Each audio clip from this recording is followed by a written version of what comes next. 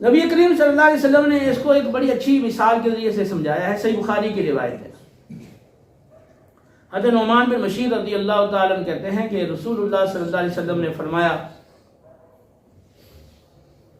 اللہ کے حدود کی حفاظت کرنے والے اور اللہ کی حدود میں سستی کرنے والے، یعنی اللہ کے احکام پر بھرپور عمل کرنے والے اور اللہ کے احکام پر عمل میں سستی اور کوتاہی برتنے والے، ان کی مثال ان لوگوں کی طرح ہے جنہوں نے جہاز میں بڑی کشتی میں سوار ہونے کے لیے آپس میں قرعہ اندازی کی. بعض کے حصے میں اوپر والی منزل اور بعض کے حصے میں نیچے والی منزل آئی، اور جب وہ اپنے کشتی میں اپنے جہاز میں سوار ہو گئے تو دوران سفر نچلی منزل والے وہ پانی حاصل کرنے کے لیے اوپر والی منزل میں جاتے تھے، اور اوپر والی منزل کے لوگوں کو نیچے سے آنے والے لوگوں کی وجہ سے اذیت محسوس ہوتی تھی، تکلیف محسوس ہوتی تھی. تو نچلی منزل کے کسی فرد نے کلہاڑا پکڑا اور اس جہاز میں، اس کشتی میں کلہاڑے کے ذریعے سے سوراخ کرنا شروع کر دیا. اب اوپر والی منزل کے لوگ اگر اس کا ہاتھ پکڑ لیں اور اس کو سوراخ کرنے سے روک لیں تو وہ خود بھی بچ جائیں گے اور اس سوراخ کرنے والے شخص کو بھی بچا لیں گے. اور اگر وہ اس کو اس کی حالت پہ چھوڑ دیتے ہیں اور یہ کہتے ہیں بھی اپنے حصے کی منزل میں جو چاہے کرے، ہمیں اسے کیا غرض ہے، تو جب وہ سوراخ کرے گا تو نتیجہ کیا ہوگا؟ پانی جہاز میں داخل ہوگا اور نتیجہ تن یہ سوراخ کرنے والا بھی ڈوبے گا اور اس کے ساتھ دوسرے لوگ بھی ڈوب جائیں گے. یہ بخاری کی روایت ہے. رسول اللہ صلی اللہ علیہ وسلم نے یہ مثال دے کر، بڑی خوبصورت مثال دے کے آپ نے سمجھایا کہ اگر برائی ایک شخص کر رہا ہے تو دوسرے لوگ اس کا ہاتھ پکڑ لیتے ہیں اور اس کو برائی سے روک لیتے ہیں تو نتیجہ کیا ہوگا؟ وہ برائی کرنے والا وہ بھی عذاب الہی سے بچے گا اور یہ روکنے والے بھی بچیں گے، اور دنیا کے اندر بھی، معاشرے کے اندر اس برائی سے روکنے کی وجہ سے فساد پیدا نہیں ہوگا، اور جو برائی کرنے والا ہے اس کو جو نقصان پہنچنا تھا اور جو روکنے والے تھے نہ روکنے کی صورت میں ان کو جو نقصان پہنچنا تھا وہ دنیا میں بھی نقصان نہیں پہنچے گا اور آخرت کے اندر بھی وہ نجات پا جائیں گے. تو اگر اس کو وہ نہیں روکتے تو پھر کیا نتیجہ ہوگا؟ وہ جو معاشرے میں فساد بڑھے گا، برائی بڑھے گی، تو ایک تو وہ معاشرے کو نقصان پہنچے گا، جس نے برائی کی ہے کرنے والے ہیں وہ بھی اس کی ذات میں آئیں گے، اور جنہوں نے روکا نہیں ہے وہ بھی اس کی ذات میں آئیں گے. جب خرابی بڑھ گئی، آپ دیکھیں اس وقت جو خرابیاں معاشرے میں بڑھ گئی ہیں، مثال کے طور پہ رشوت ہے، اب رشوت بڑھ گئی تو اب رشوت سب کو دینا پڑتی ہے. آپ کسی بھی دفتر میں چلے جائیں تو برائی کرنے والا یا نہیں کرنے والا، ہاں کوئی بے شک نیک ہو تو اس کو بھی رشوت دینا پڑے گی، تب اس کا جا کے کام ہوگا. چور ہے، چوری کرنے والا، ڈکیتی کرنے والے، تو وہ یہ نہیں کہیں گے بھی یہ نیک آدمی ہے تو اس کو تو چھوڑ دیں، وہ تو ہر کے گھر میں ڈاکہ ڈال لیں گے، راستے میں یہ ان کے ہاتھ میں آ جائے گا اس کو لوٹ لیں گے. اس طرح اور بہت ساری مثالیں پیش کی جا سکتی ہیں کہ معاشرے میں جب فساد بڑھتا ہے تو پھر ساری اس کی لپیٹ میں آ جاتے ہیں. تو اگر برائی کرنے والے کو روک لیا جائے تو پھر وہ فساد ختم ہو جاتا ہے اور دنیا کے اندر بھی وہ معاشرہ اور صاف ستھرا اور پرامن معاشرہ اور خوشحال معاشرہ وجود میں آتا ہے، اور یہی لوگ آخرت کے اندر بھی نجات پاتے ہیں. وگرنہ دنیا میں بھی نقصان ہے، آخرت میں بھی نقصان ہے. قرآن پاک میں اللہ رب العالمین نے فرمایا وَاتَّقُوا فِتْنَةً لَا تُصِيبَنَّ الَّذِينَ ظَلَمُوا مِنْكُمْ خَاصَّةً وَاعْلَمُوا أَنَّ اللَّهَ شَدِيدُ الْعِقَابِ. اس فتنے سے ڈرو، اس فتنے سے بچنے کی کوشش کرو جو فتنہ جب برپا ہوگا تو تم میں سے خاص جنہوں نے ظلم کیا ہے صرف انہی پر ہی وہ فتنہ نہیں ہوگا بلکہ سب کو اپنی لپیٹ میں لے گا. اور خوب یاد رکھو گے بے شک اللہ سخت ترین عذاب والا ہے۔ اب یہ فتنہ جیسے فرمایا کہ ڈرو، اور یہ فتنہ جب آئے گا تو پھر صرف ظالموں پر ہی نہیں آئے گا، پھر سب پر یہ فتنہ آئے گا۔ تو اس سے مراد یہ ہے، ایک بڑی مفسرین کی تعداد ہے جن کی رائے یہ ہے احادیث کی روشنی میں کہ جب معاشرے میں برائی ہو رہی ہو، گناہ ہو رہا ہو، نافرمانی ہو رہی ہو، تو اگر اس کو روکا نہ گیا تو اس کو نہ روکنے کی وجہ سے جو فساد اور بگاڑ پیدا ہوگا، اس فساد اور بگاڑ کی لپیٹ میں سارا معاشرہ ہی آئے گا۔ اس میں یہ نہیں ہوگا کہ صرف ظالم لوگ آئیں گے، سارے لوگ اس کے میں آئیں گے نا۔ دیکھیں ایک بچہ ہے، وہ شروع میں چوری کرنا شروع کر دیتا ہے، اب اس کے والدین اس کو سمجھائیں، محلے والے اس کو سمجھائیں، آس پاس کے لوگ اس کو سمجھائیں، اسکول میں پڑھتا ہے تو ٹیچر اس کو سمجھائیں، مسجد میں پڑھتا ہے تو جو مسجد کا قرآن پڑھانے والا استاد ہے وہ اس کو سمجھائے۔ جب ساری اس کو سمجھائیں گے اور اس عمل کی مذمت اور خرابی اس کے سامنے بیان کریں گے تو وہ بچہ اس برائی کو چھوڑ دے گا۔ نتیجہ یہ ہوگا کہ سب کو اس کا فائدہ ہوگا، اور اگر نہیں روکتے وہ اس میں بڑھتا جائے گا، ساتھ اس کے اور بھی نوجوان اس کے ساتھ اس کے دوست مل جائیں گے، اور پھر جب وہ ڈاکہ جانی اور چوری کی وہ وارداتیں کریں گے تو اسے کون بچے گا؟ معاشرے میں کوئی بھی نہیں بچے گا۔ کبھی کسی کی باری آ جائے گی، کبھی کوئی اس کی ذات میں آ جائے گا۔ تو اب یہ قرآن پاک میں نے 4 آیات آپ کے سامنے رکھی ہیں۔ پہلی آیت سورہ مائدہ کی کہ وہ لوگ برائی ہوتا ہوا دیکھ کر آپس میں ایک دوسرے کو اس سے روکتے نہیں تھے، اور ان کا یہ عمل نہایت ہی برا تھا۔ دوسری بھی سورہ مائدہ کی آیت ہے، علماء اور مشائخ لوگوں کو بری بات کہنے سے، حرام کھانے سے کیوں نہیں روکتے، یہ انتہائی برا کام کر رہے ہیں۔ اور تیسری آیت، تم سے پہلے جو امتیں ہو گزری ہیں ان میں ایسا کیوں نہیں ہوا کہ اہل خیر اور بھلائی والے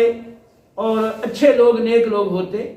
جو لوگوں کو زمین میں فساد کرنے سے، برائی سے، گناہ سے روکتے۔ ہاں سوائے کچھ لوگوں کے، یعنی کچھ لوگ ان میں ہوئے تھوڑے سے جو اہل خیر تھے، نیک تھے، برائی سے اور فساد سے روکتے تھے، وہ لوگ تھوڑے تھے اور ان کو ہم نے نجات دی۔ اور جو ظالم لوگ تھے ان میں تو جو عیش و عشرت والی چیزیں تھیں ان کے پیچھے لگ گئے، اور انہوں نے سب کچھ سمجھ لیا اور پوری زندگی اس میں لگا دی، اور وہ مجرم لوگ تھے۔ اور اس فتنے سے بچو، اس فتنے سے ڈرو جو جب آئے گا تو تم میں سے صرف جن لوگوں نے ظلم کیا ہے صرف انہی کے لیے وہ فتنہ خاص نہیں ہوگا، وہ سب کو اپنی لپیٹ میں لے گا۔ اور اللہ تعالیٰ جان لو خوب کہ سخت ترین عذاب والا ہے۔ ان 4 آیات کے اندر ہمیں پرزور ترغیب دی گئی ہے کہ نیکی کا حکم کرو اور برائی سے روکو۔ اگر تم اس فریضے میں کوتاہی برتو گے تو اس کی سزا تمہیں دنیا میں بھی بھگتنی پڑے گی۔ جب معاشرے میں فساد برپا ہوگا تو تمہارے اہل و عیال، تمہارے بچے، تمہارے پوتے نواسے، پوتیاں نواسیاں وہ اس فساد کی زد میں آ جائیں گے، تو دنیا میں بھی تمہیں اس کا نقصان پہنچے گا اور آخرت میں بھی اس کا عذاب ہوگا۔ ہفتے والے دن مچھلی کے شکار سے جن یہودیوں کو منع کیا گیا تھا،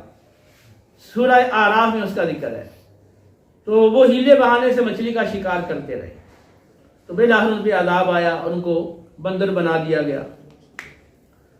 تو ان میں 3 گروہ تھے، ایک گروہ تھا روکنے والا، اور ایک تھا وہ نافرمانی اور شکار کرنے والا۔ جو تیسرا گروہ تھا وہ خود تو شکار نہیں کرتا تھا، برائی نہیں کرتا تھا، اس کو برا سمجھتا تھا، لیکن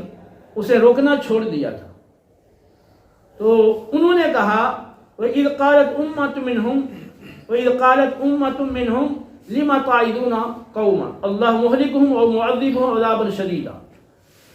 تو ان میں سے ایک گروہ نے انہیں کہا کہ تم ان لوگوں کو کیوں واعظ کرتے ہو، کیوں نصیحتیں کر رہے ہو، کیونکہ یہ تو لوگ ایسے باز آنے والے نہیں ہیں۔ اللہ مہلکہم، اللہ انہیں بالکل ہلاک کر دینے والا ہے، اور معذبہم عذابا شدیدا، یعنی سخت ترین عذاب دینے والا ہے۔ اب یہ لوگ ہلاک ہی ہوں گے، اللہ کے عذاب ہی کا شکار ہوں گے، اب ان کو روکنے کی کیا ضرورت ہے؟ قالوا معذرۃ الی ربکم ولعلہم یتقون، تو جو روکنے والے تھے برائی سے انہوں نے کہا کہ پہلی بات تو یہ ہے کہ ہم تمہارے رب کی بارگاہ میں اپنا عذر پیش کر سکیں گے کہ اے اللہ ہم نے انہیں روکا تھا، ہم نے ہر طرح سے انہیں سمجھایا تھا، لیکن یہ لوگ اس کے باوجود بعد نہیں آئے، ہم نے اپنی ذمہ داری پوری کی، جو تیرا حکم تھا نیکی کا حکم کرو برائی سے روکو، ہم نے باقاعدہ اپنا فریضہ سر انجام دیا، لیکن یہ بعد نہیں آئے۔ اور دوسری بات ہے لعلہم یتقون، اور یہ بھی ممکن ہے کہ ان کے اندر ڈر خوف پیدا ہو جائے اور یہ ہماری بات مان لیں۔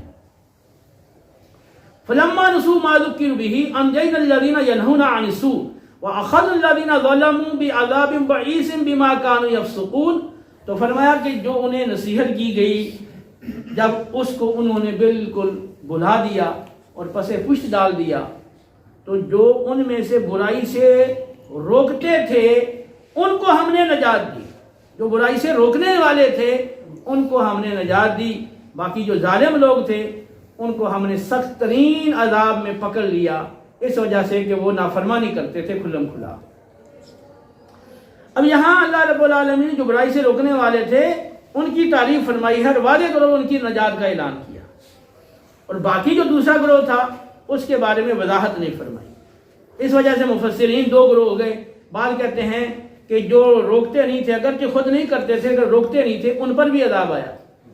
اور کچھ کہتے ہیں کہ نہیں ان پہ عذاب نہیں آیا اس لیے کہ وہ ہو سکتا ہے کہ اولم وہ روکتے ہوں، ان کے جو الفاظ ہیں کہ اللہ ان کو ہلاک کرنے والا ہے، اللہ ان کو سخت عذاب دینے والا ہے، تو تم انہیں کیوں روک رہے ہو؟ ایسے معلوم ہوتا ہے کہ وہ مایوس ہو گئے تھے کہ اب یہ لوگ ہماری بات نہیں مانیں گے، ہم کو ہر طرح سے سمجھا لیا ہے، تو اس وجہ سے ان پہ عذاب نہیں آیا، لیکن اللہ نے ان کا ذکر یہاں نہیں کیا، اور جو روکنے والے تھے ان کا واضح انداز میں ان کی نجات کا اعلان کیا۔ تو مطلب یہ ہے پیچھے جو میں نے آیت پڑھی تھی کہ پہلی امتوں کے اندر ایسے اہل خیر کیوں نہیں ہوئے جو لوگوں کو زمین میں فساد کرنے سے روکتے، الا قلیلا، ہاں مگر تھوڑے لوگ ہوئے، ممن انجینا منہم، تو وہ تھوڑے ہوئے جن کو ہم نے ان میں سے نجات دی، یعنی باقی قوموں کو ہلاک کیا گیا اور جو برائی سے روکنے والے تھے، فساد فی الارض سے روکنے والے تھے، ان کو ہم نے نجات دی۔ تو قرآن پاک کی ان آیات پہ آپ غور کریں تو یہ آیات واضح طور پر مطالبہ کر رہی ہیں کہ ہر شخص اپنی قدرت کے مطابق جب بھی برائی دیکھے تو اسے روکنے کی کوشش کرے۔ نبی کریم علیہ السلام نے فرمایا، ترمذی کی حدیث ہے، فرمایا کہ تم ضرور بے ضرور نیکی کا حکم کرو گے اور برائی سے روکو گے،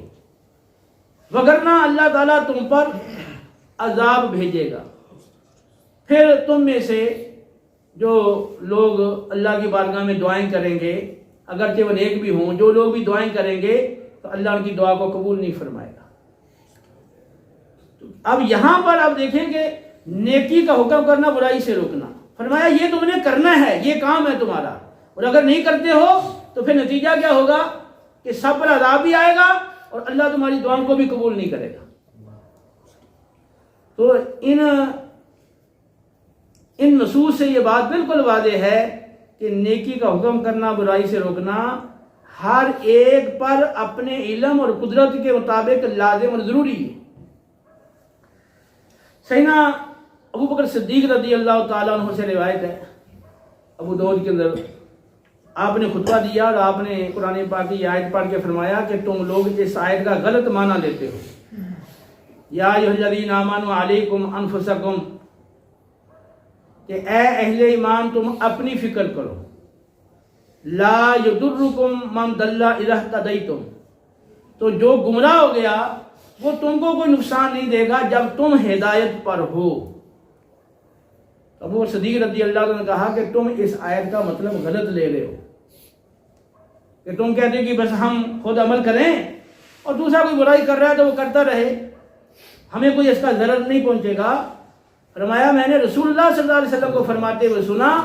کہ جس قوم میں گناہ ہوتے ہوں اور اس قوم میں ایسے لوگ موجود ہوں جو روکنے کی قدرت رکھتے ہوں، اس کے باوجود بھی نہ روکیں، تو قریب ہے اللہ رب العالمین ان سب پر اپنا عذاب بھیجے۔